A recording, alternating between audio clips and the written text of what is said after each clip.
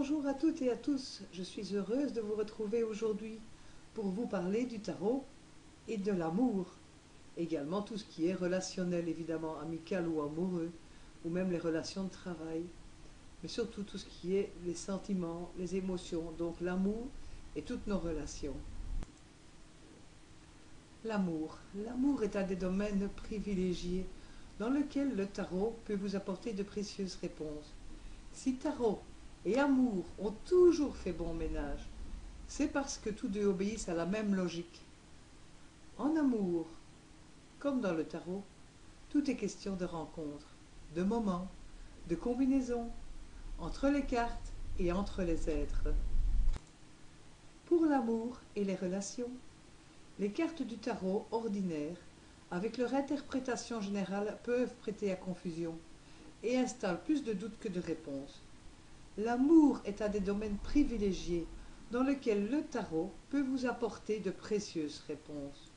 Comment interpréter et comprendre les cartes comme la justice, le pape, le jugement en ce qui concerne l'amour?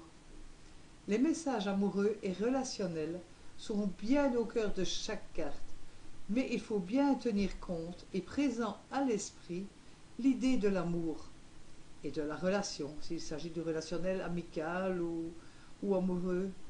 Le plus important réside dans votre manière d'interprétation. Vous êtes amoureux ou amoureuse? Vous êtes en attente d'une rencontre? Chaque carte doit être interprétée différemment selon que vous vivez déjà en amour ou que vous attendez la rencontre. Il existe 3 situations amoureuses et 2 manières de tirer les cartes suivant les situations. 1. Si la relation existe déjà, vous aimerez savoir si la relation va durer et quelle sera son évolution. 2. Si vous êtes seul, ou si vous aspirez à une rencontre, bien sûr si vous êtes seul, soit vous laissez faire le temps et la vie, ce qu'on appelle actuellement le lâcher-prise, soit vous cherchez passionnément l'homme de votre vie, la femme de votre vie, l'autre moitié, l'idéal pour vous. Le tarot de l'amour et du relationnel va vous aider à reconnaître vos vrais besoins. D'abord, vous apprendre à vous connaître vous, savoir ce que vous désirez, quel est le genre d'homme ou de femme que vous avez besoin, et ainsi guider votre route pour que vous vous épanouissiez seul ou accompagné.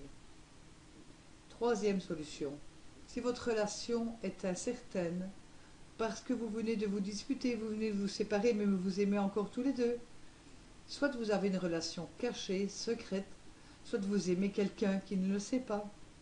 Si vous hésitez à vous lancer avec quelqu'un, en pareil cas, vous devez lire les 2 interprétations, couple et seul, pour comprendre quel est le chemin que vous devez prendre. Le personnage de l'amour se trouve dans les 9 premières lames du tarot. Nous avons la papesse, l'impératrice, l'empereur, le pape, les amoureux, bien sûr évidemment, le chariot, la justice, l'ermite et le fou dont je viens de parler.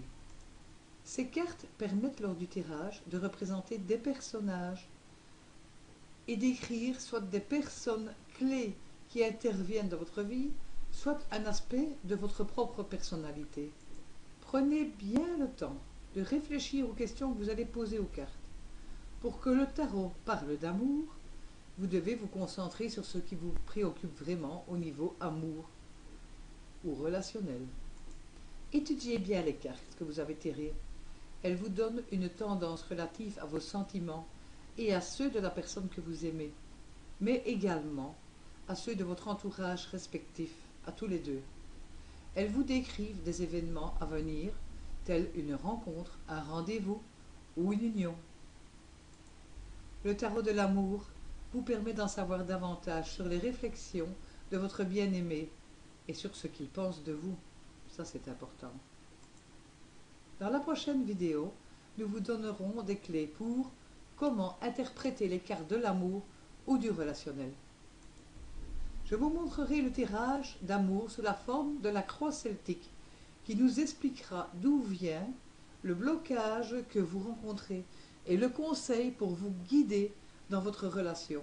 Tirage bien plus complet que la question en croix, bien souvent pratiquée par les tarologues. C'est vrai que la question en croix, elle va vite. Qu'est-ce qu'il y a en pour, qu'est-ce qu'il y a en contre?